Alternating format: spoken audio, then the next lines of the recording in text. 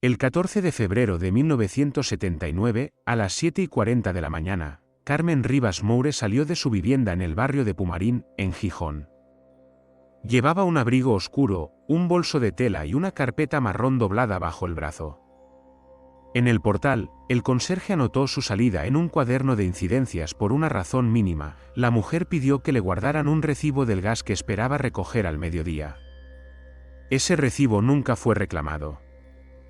2 días después, su nombre apareció tachado a lápiz en el registro de empadronamiento municipal, con una fecha mal alineada en el margen. La carpeta marrón no volvió a verse. Pumarín era entonces un barrio obrero, de calles rectas y bloques recientes levantados a toda prisa. La rutina protegía a quienes no destacaban. Carmen no destacaba.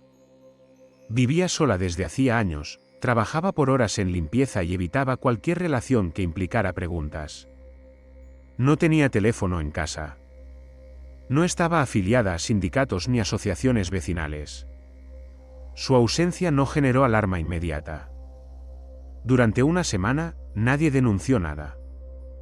La primera consulta a la policía se produjo el 22 de febrero, cuando el propietario del piso reclamó el impago del alquiler. La respuesta fue administrativa, se tomó nota, se abrió un expediente y se archivó a la espera de novedades.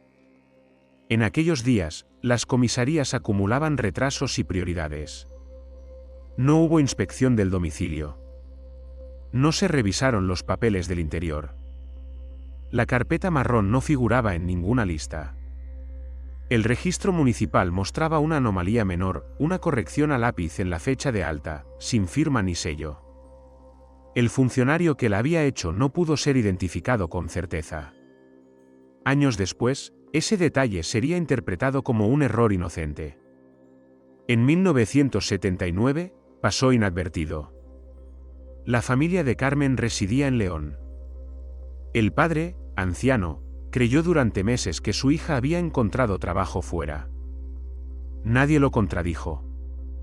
La transición había normalizado las partidas silenciosas. La ausencia se confundía con prudencia. Cuando, por fin, un agente revisó el cuaderno del portal, encontró la anotación de las 7:41 observación escueta, carpeta marrón. No había más.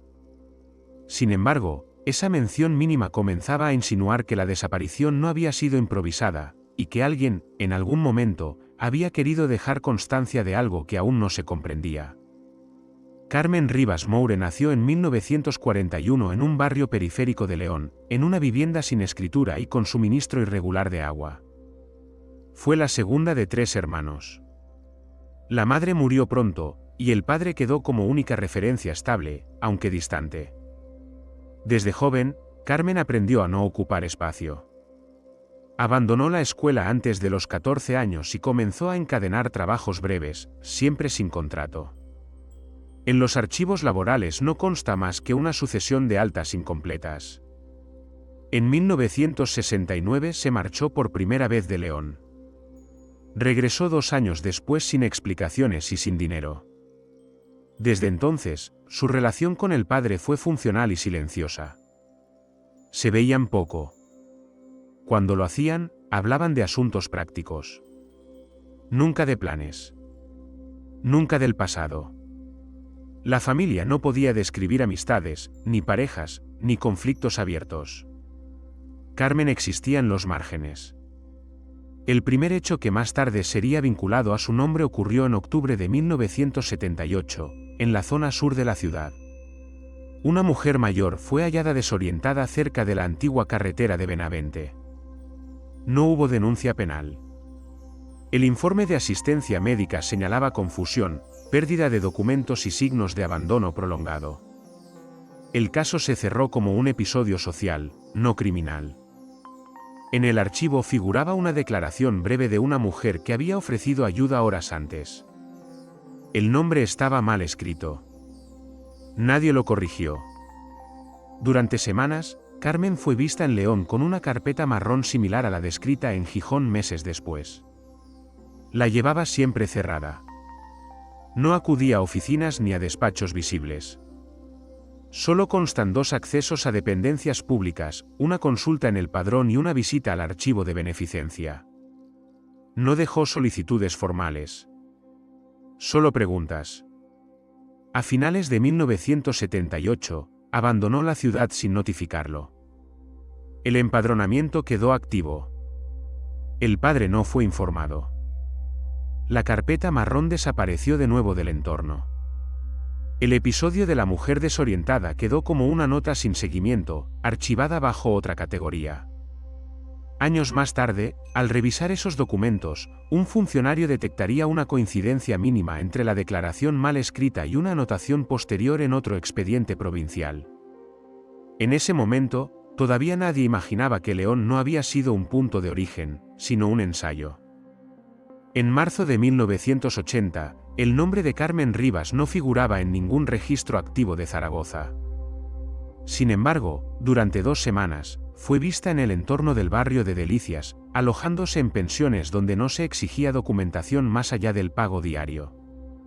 El movimiento constante de personas en la zona hacía irrelevantes las presencias fugaces. Nadie preguntaba demasiado. Nadie recordaba con precisión. El episodio que más tarde sería incorporado al sumario ocurrió el 19 de marzo, cerca de la antigua estación de mercancías. Un trabajador ferroviario alertó a la policía tras encontrar una cartera vacía y varios papeles dispersos junto a un banco. No había signos de violencia. La persona a la que pertenecían los documentos nunca fue localizada formalmente. El expediente se abrió como pérdida de efectos personales y se cerró en 48 horas. Entre los papeles recogidos había una copia incompleta de una solicitud de ayuda social. El encabezado estaba recortado. En el margen inferior, una nota manuscrita indicaba una dirección en Gijón que ya no correspondía a nadie empadronado. El documento fue archivado sin cruzar datos con otras provincias. En aquel momento, no existía un sistema centralizado que permitiera detectar patrones. Testimonios posteriores situaron a Carmen en las inmediaciones ese mismo día. Una mujer discreta, de abrigo oscuro, preguntando por horarios de autobuses interurbanos. Portaba una carpeta marrón, visiblemente desgastada. Ningún testigo la describió como nerviosa. Al contrario, parecía conocer el entorno, como si repitiera una rutina aprendida. La prensa local no se hizo eco del suceso. No hubo presión social.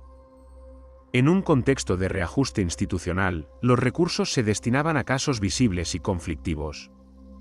Este no lo era. La ausencia volvió a confundirse con normalidad. Cuando años después se revisaron los archivos, la coincidencia de la dirección de Gijón con una anotación previa llamó la atención de un funcionario joven. El detalle era mínimo, casi irrelevante. Pero por primera vez, 2 ciudades distintas aparecían unidas por un mismo rastro documental. La carpeta marrón, aunque no figuraba oficialmente, empezaba a consolidarse como un elemento constante que nadie había sabido interpretar a tiempo. El traslado a Galicia no dejó rastro administrativo. En el verano de 1980, Carmen Rivas apareció en la provincia de Lugo sin empadronamiento y sin constancia de viaje. Se movía por carreteras secundarias y utilizaba líneas de autobús comarcales donde el control era mínimo. Pasó por pequeños pueblos del interior, lugares donde la presencia de una desconocida no despertaba sospechas mientras no alterara la rutina. El episodio que después sería considerado relevante ocurrió el 3 de julio, en las proximidades de Sarria. Una mujer de mediana edad fue encontrada en una parada rural, sentada desde hacía horas, sin equipaje y sin documentación. Dijo no recordar cómo había llegado allí. La Guardia Civil levantó un atestado breve. No había signos de agresión ni denuncia formal. Se avisó a servicios sociales, que gestionaron su traslado a un centro asistencial de la provincia. El expediente se cerró como situación de vulnerabilidad.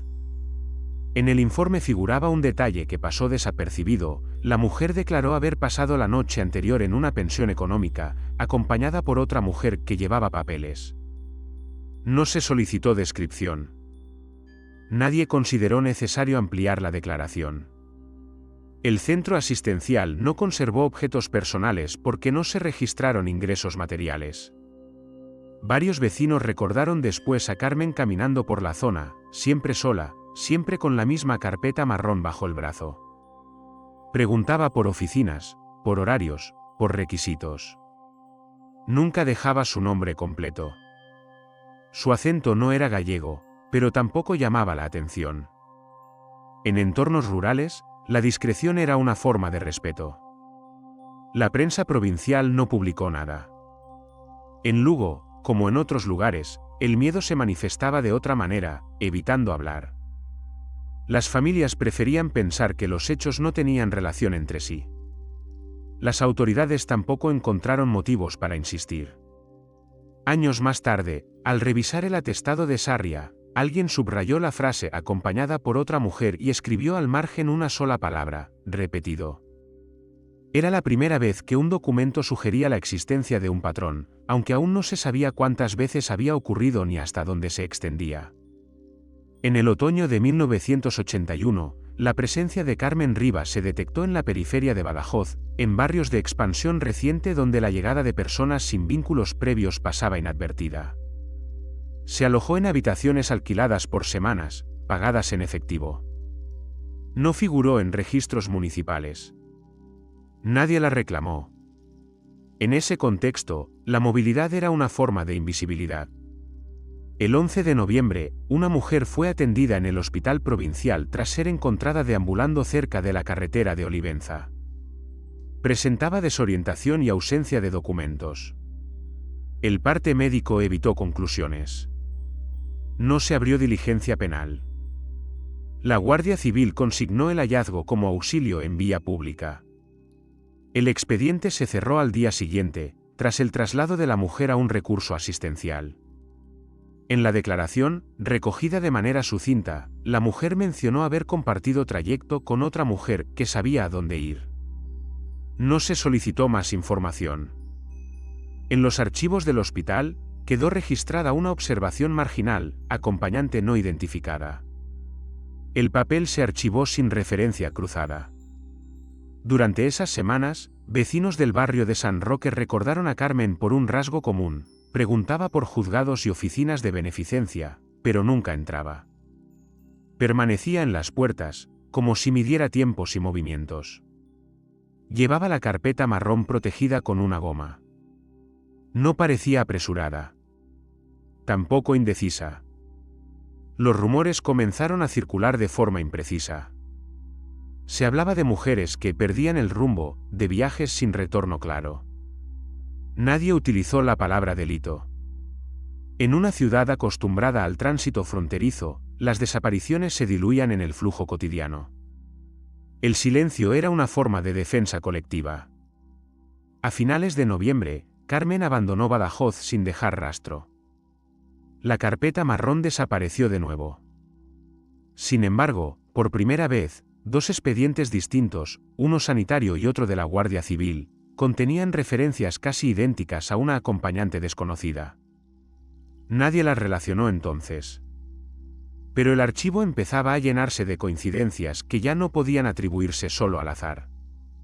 En la primavera de 1982, Valencia registraba un aumento de denuncias administrativas vinculadas a ausencias no esclarecidas.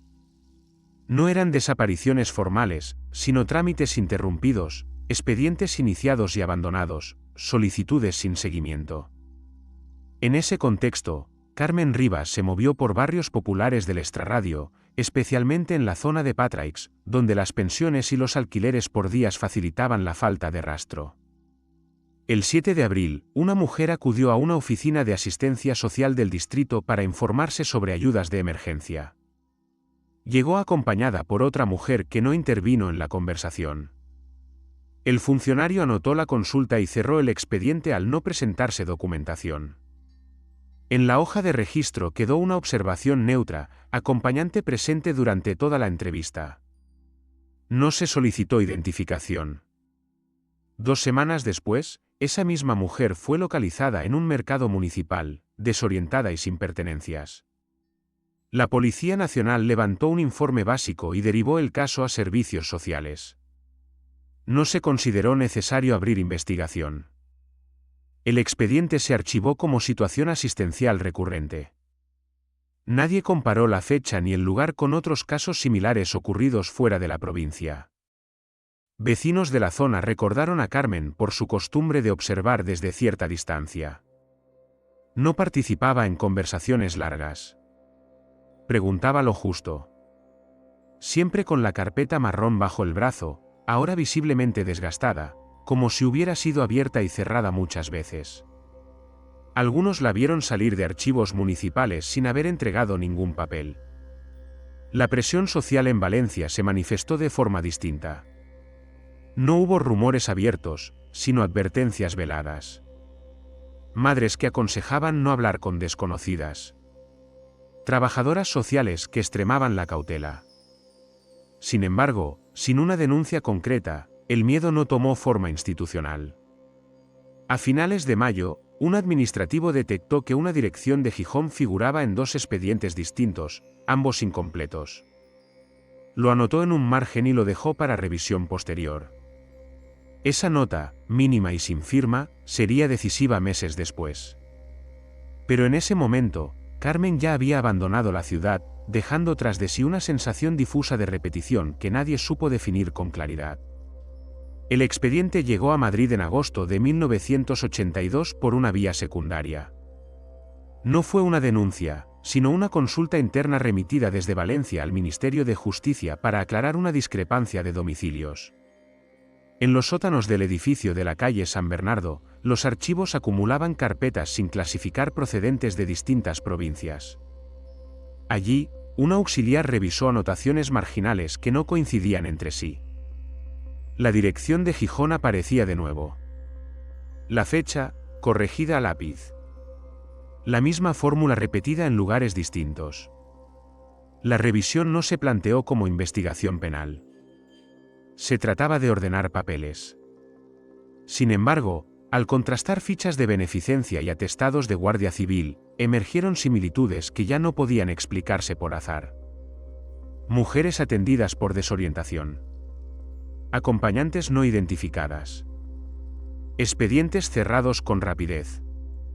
El patrón no describía un delito concreto, sino una secuencia administrativa defectuosa.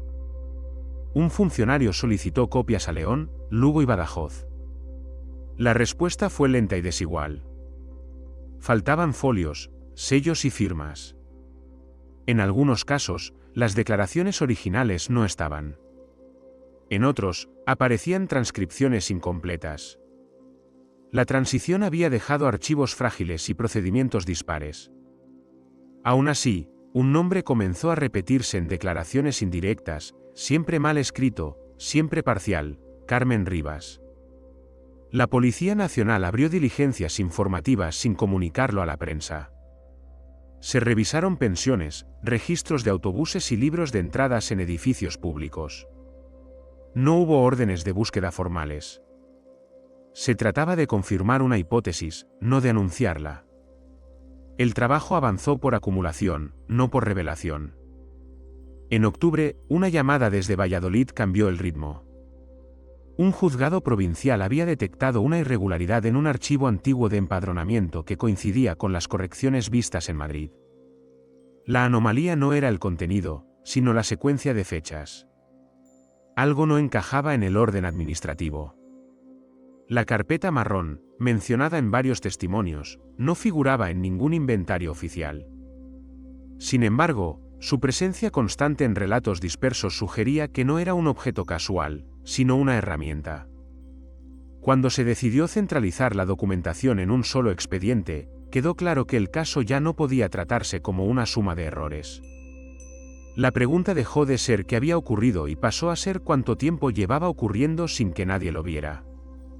El 18 de noviembre de 1982, el Juzgado de Primera Instancia de Valladolid remitió un informe técnico a Madrid.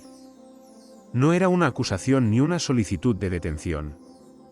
Era una nota fría sobre una incoherencia en los archivos de empadronamiento de varias provincias.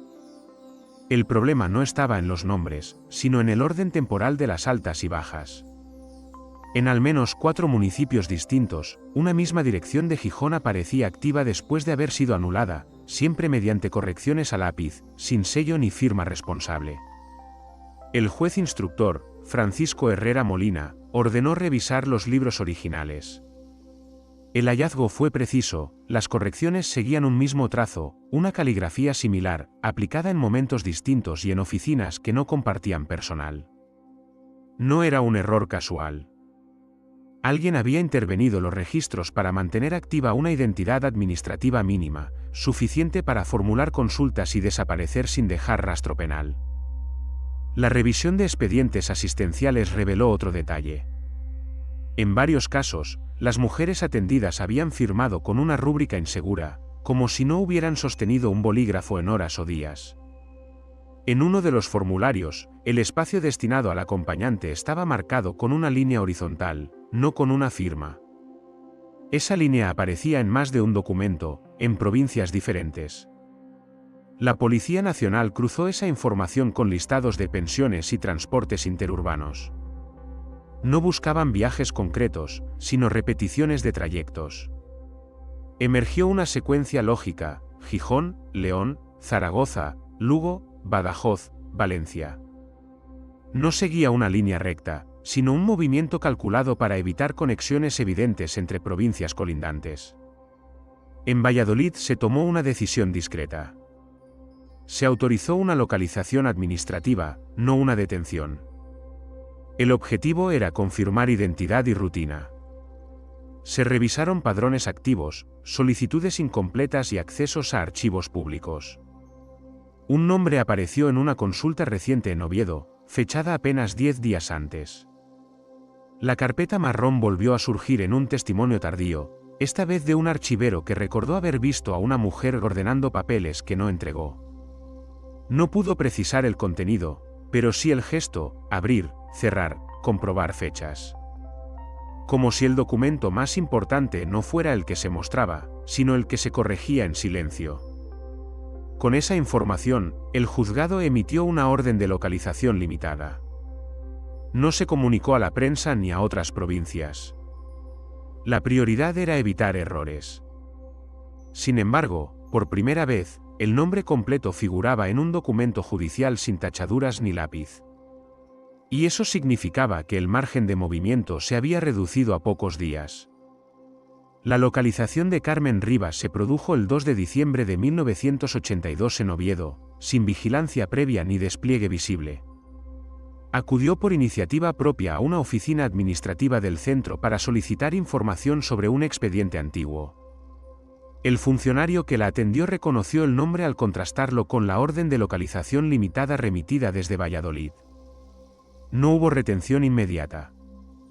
Se avisó a la Policía Nacional siguiendo el protocolo establecido para verificaciones de identidad. 2 agentes llegaron 40 minutos después. La conversación fue breve y formal. Carmen mostró un documento de identidad válido, aunque deteriorado, y explicó que estaba de paso.